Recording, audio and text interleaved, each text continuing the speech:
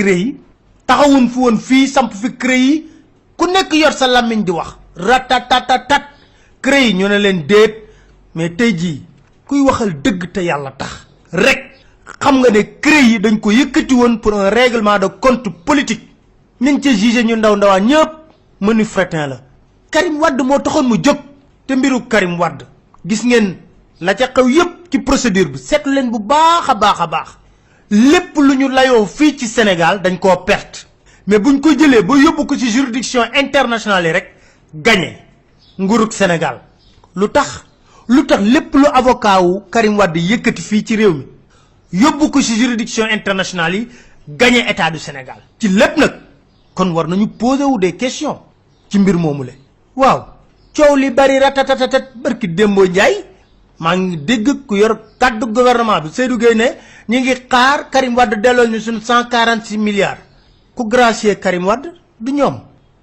kon ba ngeen koy gracier Karim Wade joxewul koppar yi ngeen ko toppee woon seen avocat yi ñoo doon toog fii di wax ni boo leen joxe billet d'avion rek ñu dem jëli xaalis bi kon ko leen daan nax askanu Sénégal ngeen di nax te nag li nekk dëgg ba nekk dëgg ci biir CREI xool leen Aliou Ndao mi amoon yaakaar procureur spécial ban fa namee woon amoon yaakaar na ñi jub moo leen taxoon a jóg moom waxee day yëngal dossier Madické Niang Samuel Sarr plein procès la ko maître Sidiki Kaba dàqal ba ñu laajee maître Sidiki Kaba lan la wax mu ne wëy dafa manqué woon de loyauté manque de loyauté mooy lan dossier yu tegu bu Samuel Sarr bu Madické Niang bu Ousmane Ngom ñu ne dañ koy instruire état bi na noo teg ci tànkam mu ne leen jaaduwul loolu mooy manque de loyauté loolu da la Aliou Ndao deful leneen loolu dong la def dañ dem ba ci kanam waxtaanu biir néeg dina mës a génn ñu xool dossier Abdoulaye Baldé fan lay mujjee ndax duñ ko vider fii ak décembre janvier ñu bëlatot carte yi xool ndax remaniement du am di ci kanam raw li bët mbiru Karim Wade ma ngay leer la Qatar wax dafa leer nañ dafa ne nguurug Sénégal moo ko may mu intervenir ci dossier Karim Wade leer na nañ amul luñ ci miim Qatar mën naa xëy suba teel forcé Macky Sall président de la République mu signé grâce mais lam defal Qatar seen Sidi Makhtar Mbacké ñaan nag ko ñetti yoon mu gàntal ko mais da ngay comprendre tey ji lu tax mu nangul ko Qatar parce que comme politiquement bëggutoon Karim Wade toog fii ci réew mi mu ne Qatar dinaa leen ko may waaye da ngeen koy jël génnee ko fële Karim Wade nekk ci exil dil la dong la bu ko kenn werante ndaxte sénégalais yu nekk dowaa mënuñoo tëg bët ki nga xam ne moo di Karim Wade juge yi def di tëb coow li bari mujjewul lu dul fii su may wax da leen ma dégloo xel bàyyi xol dossier Khalifa Sall xam nga lu tax ñu ciy wax benn mag dafa ne ma bés buñ jaaree ci porox ndollu tëj nit boo ko xamee yuuxu ko ndax ëllëg ak si biir bunt bi la ñuy ubbi dugg jàpp ci sa mbokk wala ñu jàpp la yow Khalifa Sall prisonnier la ñuy défendre ci dossier boobu la ca biir dossier bi xaw ma ko duma ko layoo ay avocat nañ ko layoo waaye ci procédure bi dama bëgg a wax ne ñëpp xam nañ ne règlement de compte politique la IGE bras armé la ba nekk ca présidence naam dina def ay audit te bëri na ci règlement de compte de rawatina IGE boo xam ne xaritu benn bakkan Ousmane Tanor Dieng moo jiite enquête ba teg dossier ba ci recommandation IGE masuñu cee wax jàpp leen Khalifa Sall tëj ci biir kaso bi déedéet ndaxte kin tëj ci biir kaso bi mi ngi sàkku ñu génne rapport boobu déclassifié ko comme niñ defee woon rapport yi Idrissa Seck ba Macky Sall nekkee premier ministre dajale diplomate yépp di wax ne Idrissa Seck lii la jël ak lee la def ak lii la def moom moo ko defoon kon kin tëj sax nee na nañ déclassifié rapport bi amul benn recommandation bu doon tëj ko kaso waaye lu tax dossier boobu ñu ciy wax yow ba ngay dem ci doyen des juges mu lay atte xam na la muy dogal ba pare saa mu déglu la déglu say avocat déedéet première fois bi Khalifa Sall ñëwee ànd ak ñamu ànd ak ñoom Mbaye Touré percepteur yeeg ñoo ñëpp yéen a ngi fàttaliku premier jour bi dafa avorté maître Clédor Ciré Ly moo jël kaddu jël benn loi ne am na mën nañ sukkandiku ci loi bi dàq ko lan la doyen bi def jëli instruction deuxième jour bi dafa toog jàkkaarloog ñoom avocat yi ndeysaan di wax ba géex dégluwu leen sax mu ubbi benn classeur bi placé ñi su mandat de dépôt jël percepteur municipaux yi bokkum ak Touré nga xam ne seeni nit lañ de placer leen sous contrôle judiciaire ci même délit bi détournement de deniers publics waaye nag damay xelal ñi nekk ci wàllu yoon gis nga buur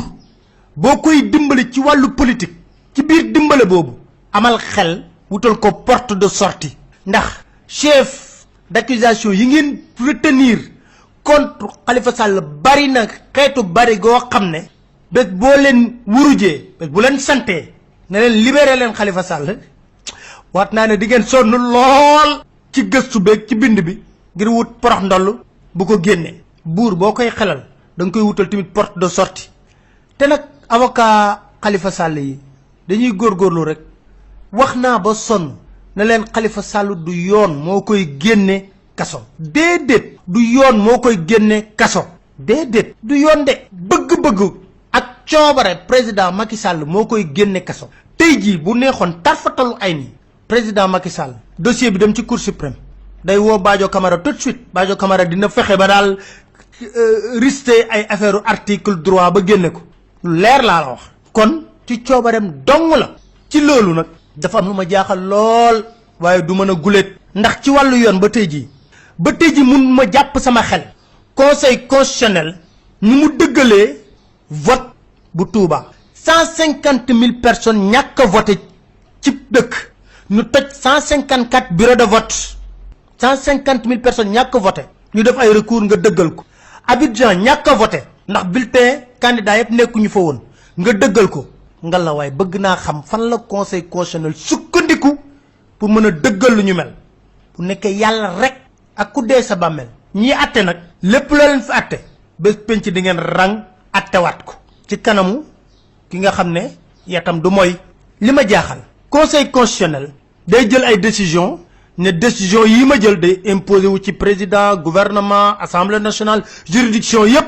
ba mu mujjee jël rek 14 août 2017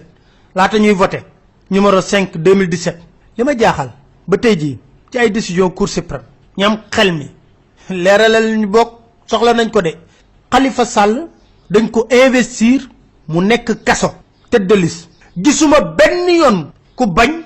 investiture boobu introduire recours ne d'accorduñ ci loolu ba maître Sidiki Kaba d'accordoon na Khalifa Sall war na mën a sax battre campagne ba mu nekkee ministre de la justice article 156 mooy wax ne